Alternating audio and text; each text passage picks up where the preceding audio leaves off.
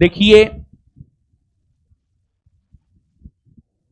जम्मू कश्मीर जो कि भारत के उत्तर में है, जिसे भारत का सर कहा जाता है या सिर कहा जाता है, सिर, हेड। जम्मू कश्मीर का इतिहास में आतंकवादी घटनाओं से, यानी जम्मू कश्मीर एक प्रकार से कहिए तो आतंकवादी घटनाओं का पर्यायवाची बन गया है पाकिस्तान जैसे पड़ोसी के होने के वजह से। जम्मू कश्मीर का जहां तक सवाल है, ऐसा नहीं है कि पहली बार जम्मू कश्मीर में आतंकवादी घटना घटित हुई है, नहीं। जम्मू कश्मीर में पहली बार आतंकवादी घटना घटित नहीं हुई है, बल्कि समय समय पर आतंकवादी घटनाएं घटित होती रहती है, जिसका कारण है पाकिस्तान। ऐसे हमारे पूर्व प्रधानमंत्री अटल बिहारी वाजपेयी के विचारों को अगर हम देखें तो पड़ोसी अच्छा होना जरूरी है, पड़ोसी के साथ अच्छा संबंध होना जरूरी है। लेकिन जब पड़ोसी पाकिस्तान जैसा हो तो उस पड़ोसी को मिटा देना ही सही है। और जहां तक पाकिस्तान का सवाल है, पाकिस्तान को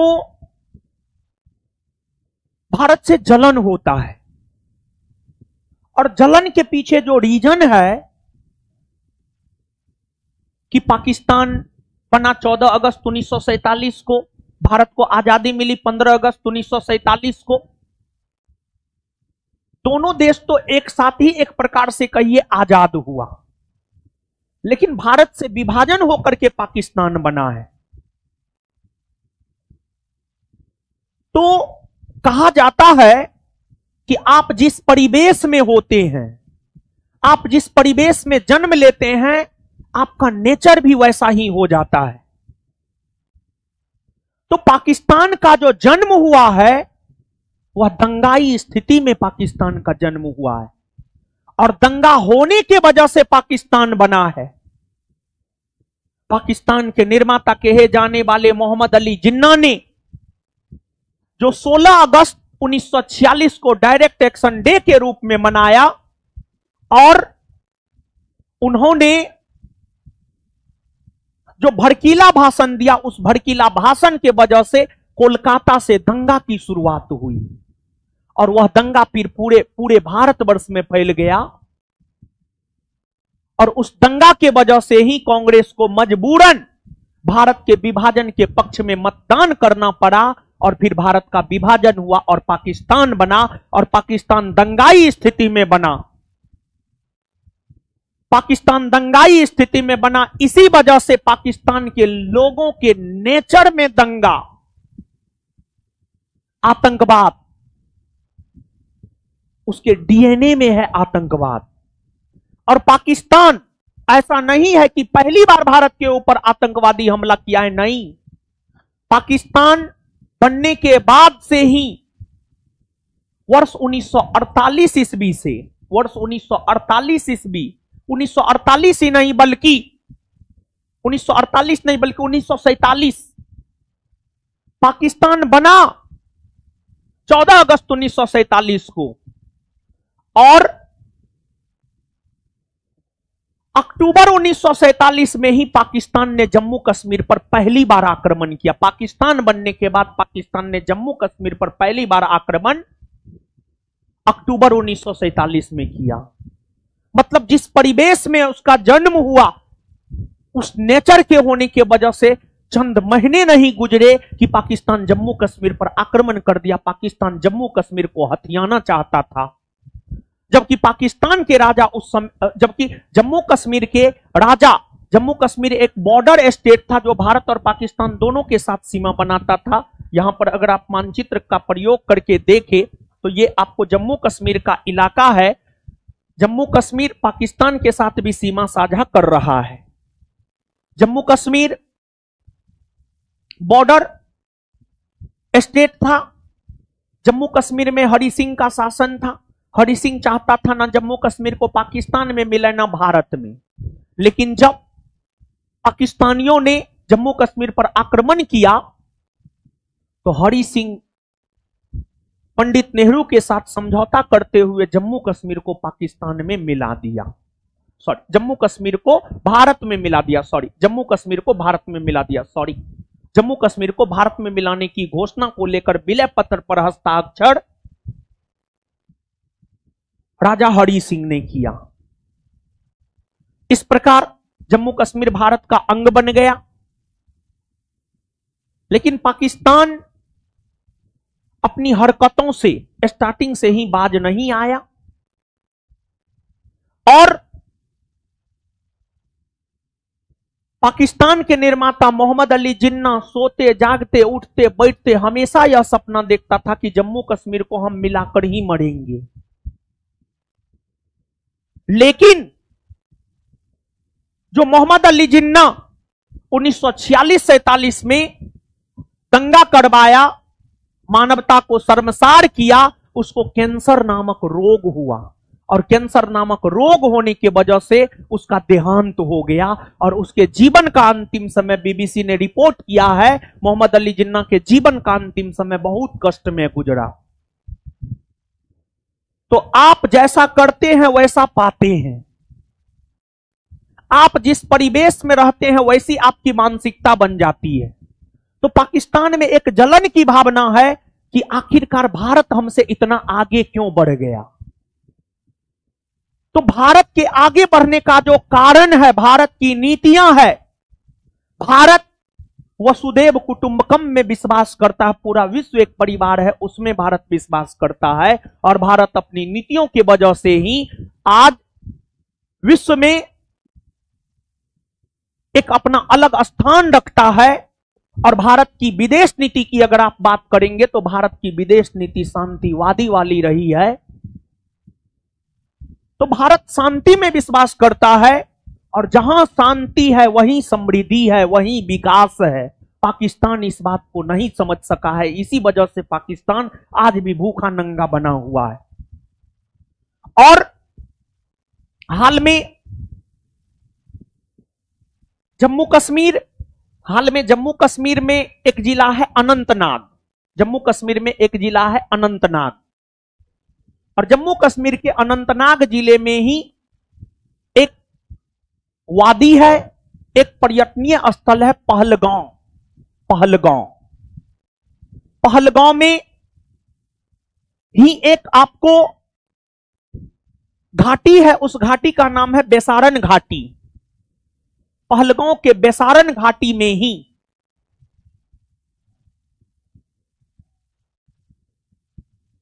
टीआरएफ नाम की एक आतंकवादी संस्था है जिसका उदय 2019 में जब केंद्र की मोदी सरकार ने अनुच्छेद 370 को समाप्त किया, जो कि केंद्र की मोदी सरकार के अच्छे कार्यों में गिना जाता है, उसी दरमियान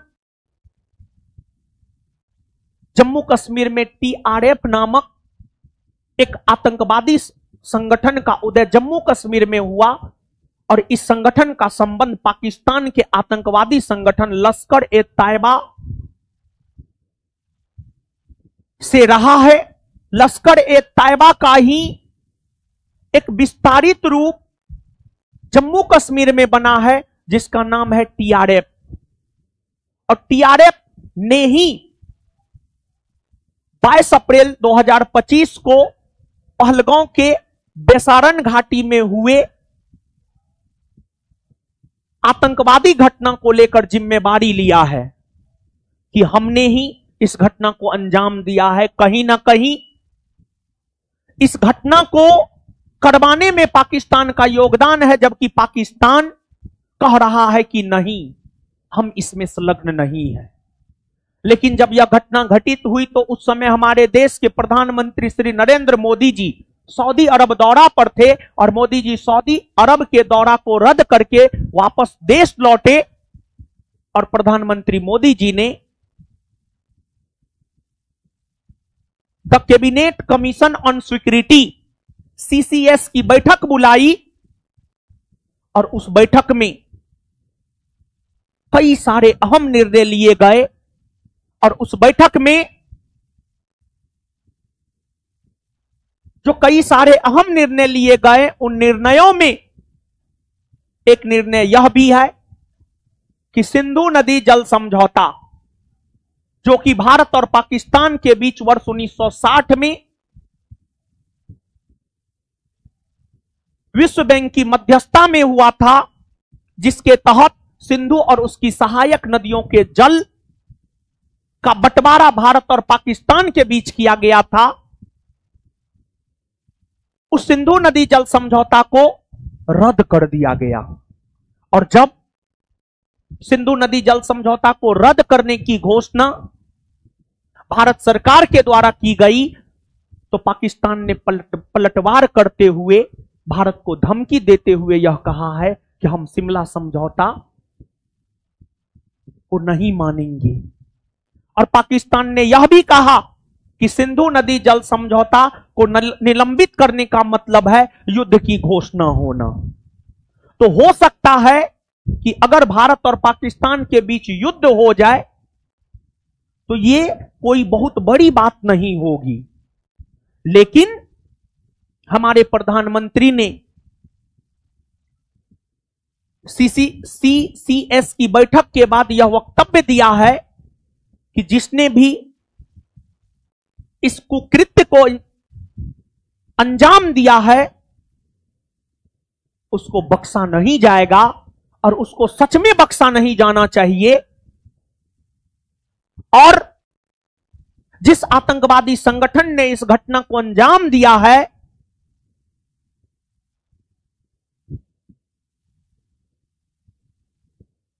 टीआरएफ के जो सदस्य जिसने इस घटना को अंजाम दिया है, वे पहलगांव की वादियों में सैर कर रहे पर्यटकों से कुछ प्रश्न पूछा। कलमा पढ़ने आता है? कलमा जैसे हिंदू धर्म में मंत्र होता है, गायत्री मंत्र, वैसे ही कलमा इस्लाम धर्म में एक प्रकार का मंत्र होता है। कलमा पढ़ने को कहा गया, पर्यटक कलमा नहीं पढ़ा, उसको गोली मार दिया। एक महिला के पति को जब गोली मारा गया तो उस महिला ने कही कि हमें भी मार दीजिए, तो उस पर जो है आतंकवादियों ने कहा जाकर मोदी को बताना कि हम मारे हैं। और इतना ही नहीं बल्कि धर्म पूछा गया, धर्म, किस धर्म के आप हैं, और धर्म पूछ करके मारा गया। और यहां पर मेरा मानना है कि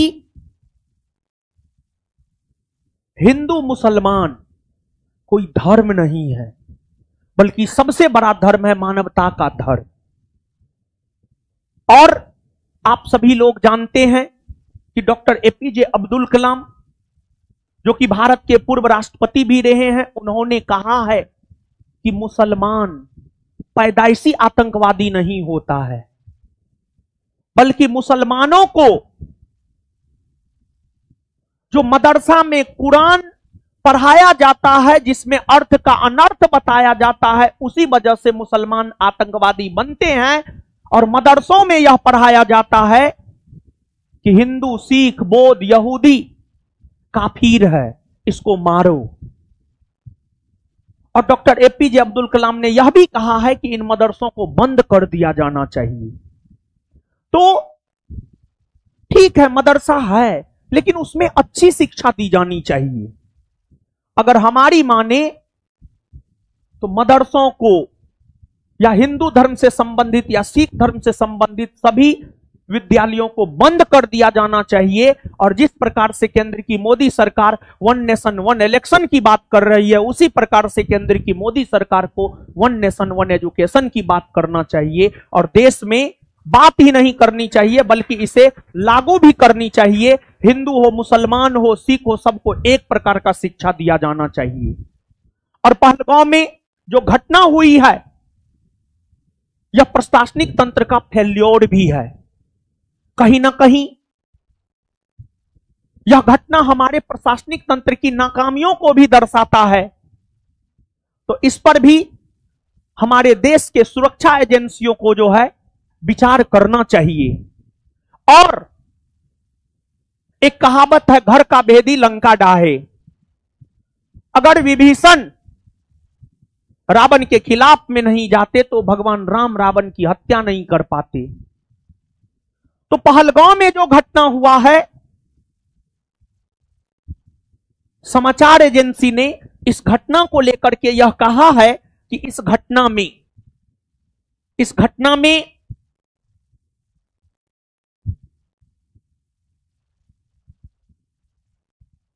आतंकियों की मदद जम्मू कश्मीर के स्थानीय ओवरग्राउंड वर्कर ने की है।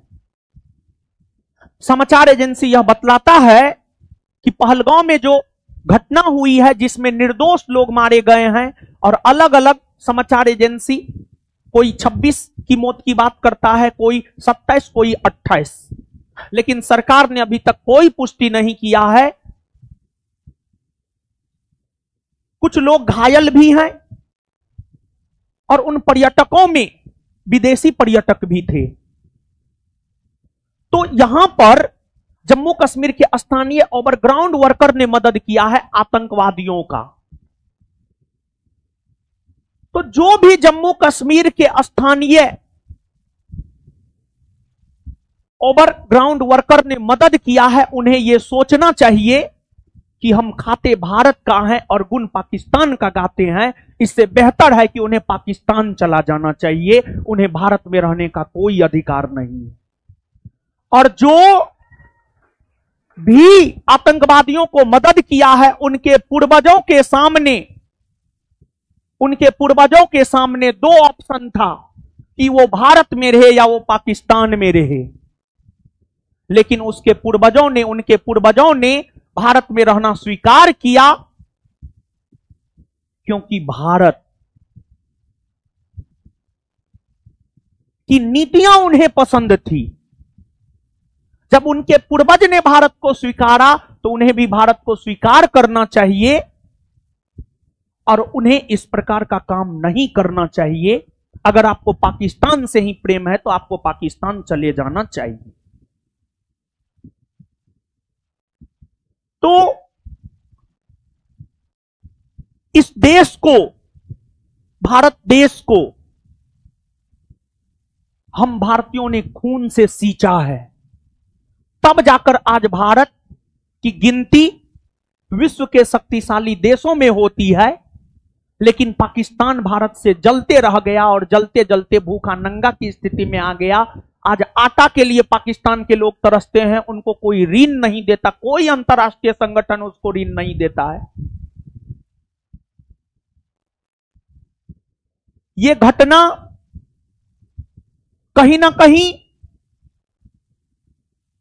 इस और इशारा करता है कि आज भी भारत, और भारत ही नहीं बल्कि पूरा विश्व आतंकवाद से ग्रसित है।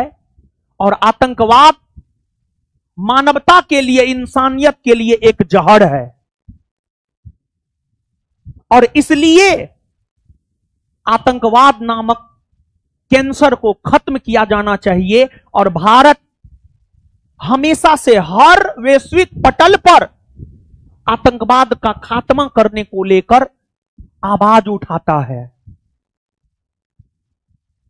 लेकिन वैश्विक मंचों पर सिर्फ बातें होती है, उसका इंप्लीमेंटेशन नहीं होता है। आतंकवाद जैसा कैंसर किसी भी देश के लिए सही नहीं है, भारत ही नहीं बल्कि विश्व के किसी भी देश के लिए आतंकवाद जैसा कैंसर सही नहीं है। लेकिन जब इस प्रकार की आतंकवादी घटनाएं घटित हुई तो अमेरिका के राष्ट्रपति डोनाल्ड ट्रंप ने, रूस के राष्ट्रपति व्लादिमीर पुतिन ने अपनी संवेदनाएं व्यक्त की, और इस घटना के परिणाम स्वरूप सीसीएस की बैठक में यह भी निर्णय लिया गया कि जो सार्क वीजा है उसको भी कैंसिल कर दिया जाए और पाकिस्तानियों को भारत से 48 घंटा के भीतर जाने को लेकर कहा गया है। और पाकिस्तान को याद रखना चाहिए कि जो सिंधु और उसकी सहायक नदी है, सिंधु और उसकी सहायक नदी को अगर आप देखें, यहां पर मानचित्र पर अगर हम आपको दिखाएं तो सिंधु और उसकी जो सहायक नदी है, सिंधु नदी का जहां तक सवाल है, तिब्बत के मानसरोवर झील के बोखरचू हिमनद से निकलती है और भारत के लद्दाख में बहती हुई पाकिस्तान में जाती है। और सिंधु नदी के वजह से ही पाकिस्तान में हरियाली देखने को मिलती है और सिंधु नदी को पाकिस्तान की जीवन रेखा कहा जाता है। लेकिन अगर भारत सिंधु नदी के जल को रोक ले, भारत से होकर सिंधु नदी जाती है, अगर भारत सिंधु नदी के जल को रोक ले, त्राहिमाम मच जाएगा। और सिंधु की अन्य जो भी सहायक नदी है, चाहे झेलम हो, चिनाब हो, राबी हो, ब्यास हो, सतलज हो, झेलम, चिनाब, राबी, ब्यास, इन सभी नदियों का उद्गम तो भारत ही है। अगर भारत सिंधु और उसकी सहायक नदियों के जल को रोक ले तो पाकिस्तान बिना पानी का ही विश्व मानचित्र से खत्म हो जाएगा। और जिस प्रकार से आतंकवादी क्रियाकलाप को पाकिस्तान बढ़ावा दे रहा है, यह परिस्थिति तो यही कह रहा है कि सिंधु और उसकी नदियों के जल को बांध बनाकर भारत रोक ले और उसे पानी एकदम से नहीं जाने दे। बिना परमाणु बम का पाकिस्तान जो है त्राहिमाम हो जाएगा। पाकिस्तान में पाकिस्तान मिट जाएगा विश्व मानचित्र से, क्योंकि मानव शरीर के लिए पानी सबसे ज्यादा जरूरी होता है, सबसे ज्यादा जरूरी होता है। और विश्व के वैसे देश जो आतंकवाद को पनाह देता है, उसके साथ तो कड़ी कार्रवाई होनी ही चाहिए। लेकिन वैश्विक मंच सिर्फ संवेदना व्यक्त करता है, कार्रवाई नहीं करता है। और आज यूएनओ भी, यूनाइटेड नेशन ऑर्गेनाइजेशन भी सवालों के कटघरे में खड़ा है। यूएनओ के अंतर्गत आने वाले सुरक्षा परिषद का काम है वैश्विक शांति कायम करना, लेकिन सुरक्षा परिषद ना तो रूस और यूक्रेन के बीच युद्ध रुकवा पाया है, ना ही आतंकवादी घटनाओं पर अंकुश लगा पाया है। तो कहीं ना कहीं अब समय आ गया है कि यूएनओ को भी विचार करना चाहिए और भारत को भी सख्त से सख्त कदम उठाना चाहिए। और हमारे गृह मंत्री घटना के बाद घटना स्थल पर पहुंचे, अच्छी पहल है ये। लेकिन अगर हम घटना होने से पहले सतर्क होते तो आज 28 लाश नहीं गिरता भारत में। हमारे देश के पूर्व प्रधानमंत्री अटल बिहारी वाजपेयी, जो कि बीजेपी से ही थे, अटल बिहारी वाजपेयी ने कारगिल युद्ध के दौरान कहा था, अगर हम सामान्य दिनों में पसीना बहाएंगे तो हमें खून नहीं बहाना पड़ेगा। तो कहीं ना कहीं कुछ ना कुछ तो प्रशासनिक चूक हुई है, जिसने इस घटना को होने दिया और इस घटना का व्यापक प्रभाव पड़ने वाला है। जम्मू कश्मीर, जिसे कि भारत का स्वर्ग कहा जाता है, जम्मू कश्मीर में आमदनी का एक प्रमुख स्रोत है पर्यटन। लोग जम्मू कश्मीर घूमने जाते हैं। जम्मू कश्मीर के लोगों को भी सोचने का यह समय है, उनके आमदनी का सबसे प्रमुख स्रोत है पर्यटन। जिस प्रकार की घटनाएं घटित हुई है, पर्यटकों के साथ ये घटनाएं घटित हुई है, यह घटना कहीं ना कहीं जम्मू कश्मीर पर्यटन को हानि जरूर पहुंचाएगा। तो जम्मू कश्मीर में रहने वाले सभी लोगों को इस पर निश्चित तौर पर विचार करनी चाहिए, नहीं तो यह जम्मू कश्मीर की अर्थव्यवस्था के लिए ही घातक सिद्ध होगा। भारत सरकार से तो हम यही चाहेंगे सख्त से सख्त कार्रवाई करे, और होनी चाहिए या नहीं होनी चाहिए, एकदम होनी चाहिए। और हिंदू मुसलमान कुछ नहीं, सबसे बड़ा धर्म है मानवता का धर्म। और हम लास्टली यह बात कहना चाहते हैं, कोई धर्म गलत नहीं सिखाता है। कभी गीता, बाइबिल, कुरान कभी गलत नहीं सिखाता है, लेकिन उसके जो व्याख्या करता है वो उसका गलत अर्थ बतलाता है, जिस वजह से लोगों का माइंड एक अलग दिशा में चला जाता है और मुसलमानों को यह लगता है कि हिंदू काफिर है, सिख काफिर है। कोई काफिर नहीं है। तो ऐसा कार्य नहीं होना चाहिए। जो घटना घटित हुआ है वो नहीं होना चाहिए। होना चाहिए नहीं, ना होना चाहिए। और हम आपको बता दें कि आज हमारे बिहार पुलिस बैच में जो सैकड़ों की संख्या में लड़की पढ़ रही थी, उसका एक भाई पठानकोट में, आर्मी में है, पठानकोट में ड्यूटी पे था, लेकिन उसको फौरन पहलगांव बुलाया गया। उसको अपने भाई से बात नहीं हो रहा था, वही भाई उसको पढ़ाता था। क्लास के दौरान ही वो फोन किया कि हाँ हम ठीक है। वो लड़की रोने लगी और फिर वहीं से मेरे मन में एक विचार आया कि हम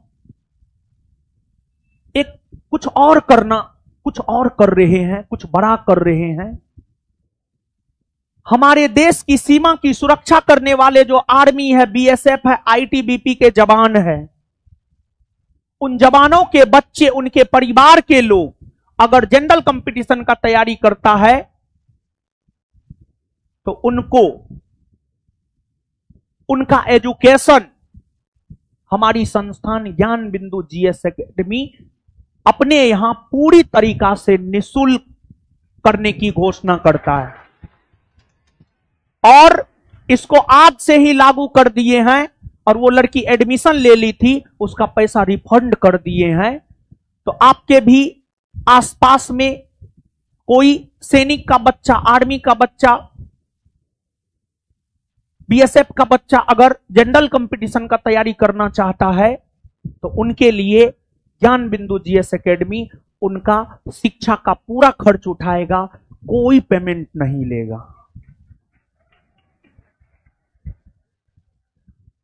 तो यहां पे जो भी, यहां पे हिंदू मुसलमान सभी भाई हैं हमारे, सब मिलजुल कर रहिए।